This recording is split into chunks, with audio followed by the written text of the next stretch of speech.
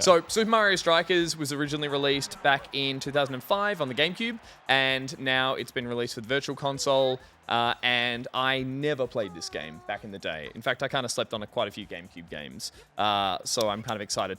The Australian version, or the European version, is called Mario Smash Football, weirdly enough, and that's the cover art you get when you boot it up in Australia. I just never got around to playing this game, and I was pumped to have a little soccer game on my Switch too.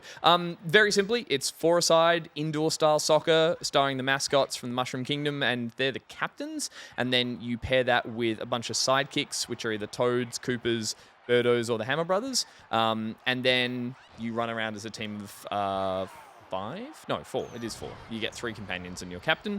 The controls are super basic, but there are power-ups that you can throw around the field when you're defending. And there are the Super Strikes, which is I'd say titular, but this game's called Super Smash Football, where you hold down a button and you do a power-up one based on a little timed input. And if you get it right, you can get double points. And if you get it perfect, you can knock the goalie back into the net. So it's an unstoppable kick.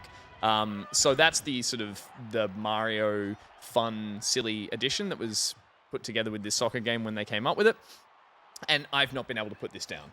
I'm really, really hooked on this game at the moment. I think these initial 3D Mario sports titles, the first ones at every sport, really just like knocked it out of the park straight away. I think the sequels or all subsequent sequels had to keep changing up the formula to a traditional sport, tennis, golf. Even the sequels to this never really did as well. The Wii one's all right. The Wii one's okay, that's the third one. But this one... Oh, no, sorry, that was the second one. And it's pretty similar in terms of the way it plays to this, except they just had a way bigger budget. So there's like way more animated cutscenes and stuff like that. Yeah, so then the third one came out on Switch too and didn't get a great review. It's so bad. The latest golf game... I think it could be the worst Mario game on the Switch. Really? Yeah. Wow. No, the golf one was worse. The Golf Rush one was really bad. Mario Aces I liked, but some people didn't love it. It's just boring, That's the thing. I find the sports games are kind of hit and miss, and going back to this original one was fantastic, and just seeing where it all, why it got such great reviews at the time.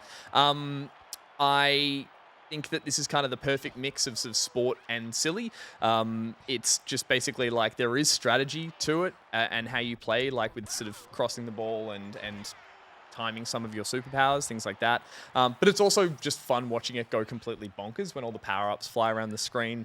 Bowser drops in occasionally just to mess up the whole game and just start stomping around. And yeah, it's sweet, but there is still at its core... It's like when there's a streaker on the field. Yeah, exactly. A giant dinosaur streaker. So it's got adequate amount of silly, but as I said, there's still some good strategy there. It also emulates really, really well. I think that the GameCube is kind of the perfect sweet spot or the perfect generation to go back and play games like these. They were kind of, in my opinion, at a point where games stopped being clunky. Sort of post N64, all GameCube games were pretty smooth to play. This supports like a widescreen, which is what I'm playing it in here. Frame rates were improving. So it just kind of feels like GameCube games are going to be the one that a lot of people might not have played that deserve a second life, and that's where they're going to be now. And Nintendo will release one every 7 months. Yeah. I'm okay and if this is remove one of them. every 7 months.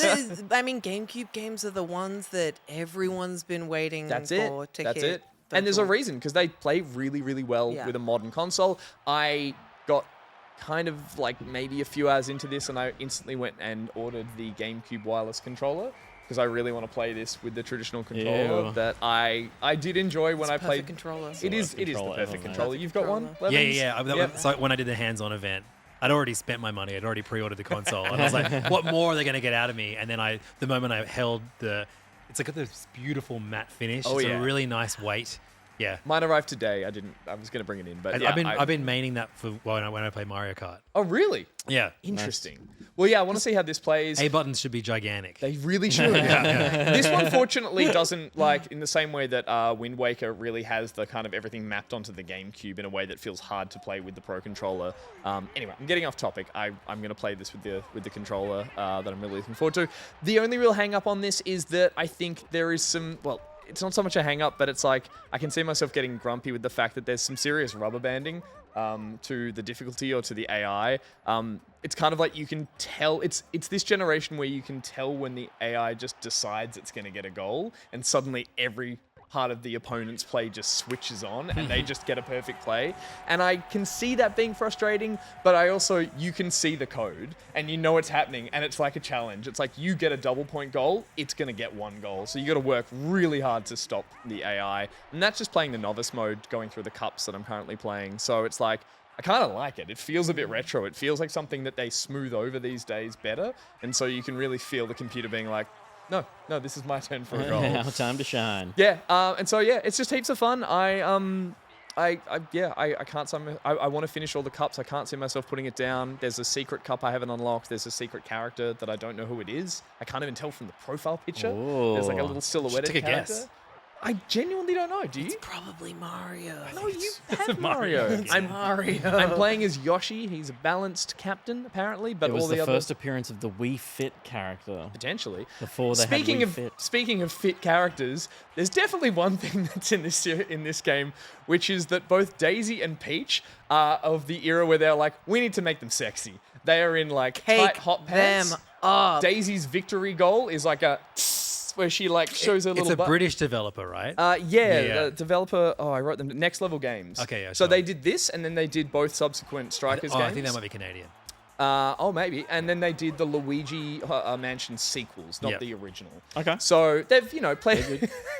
Maybe I'm reading too much into it, but they're definitely sourcing up. She's giving. Yeah. I'm uncomfortable.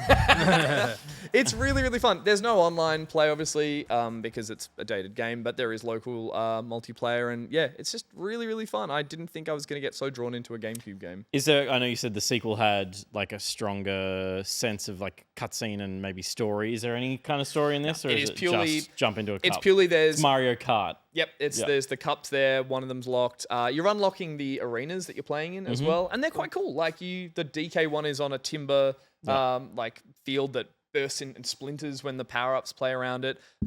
It's well designed. It's obnoxiously loud. Like it's just constantly like air horns, and the celebrations are really over the top and that kind of thing. But again, I feel What year like did you say it came out? 2005. Yeah, So again, I feel like the same way that Mario Tennis on the N64 was kind of perfect.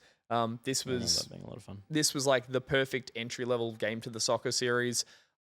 I don't think I'm going to play the Wii one, and I'm definitely that Switch one was just absolutely It was boo-boo. yeah. So I It's think not good. I've heard the internet just loving the fact that they can play this finally, and yeah, it's heaps of fun. Yeah.